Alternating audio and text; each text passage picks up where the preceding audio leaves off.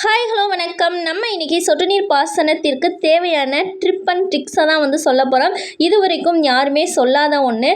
1.5 acre நிலத்துக்கு தான் சொட்டு நீர் போட போகிறோம். 10 கட்டு வரைக்குமே போடுறோம். இது என்ன ஓஸ் அப்படின்னா 16 mm இன்லைனர் ஓஸ் தான். இதை 1 மணி நேரத்தில் எப்படி ஈஸியாக போடலாம் அப்படின்றது தான் பார்க்க போகிறோம்.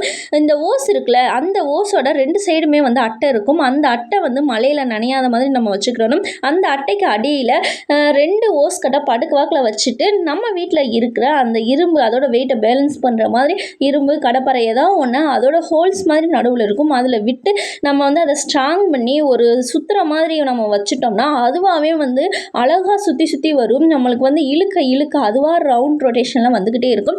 இந்த மாதிரி நீங்கள் போடுறப்ப உங்களுக்கு டைம் ரொம்ப சேவ் ஆகும்.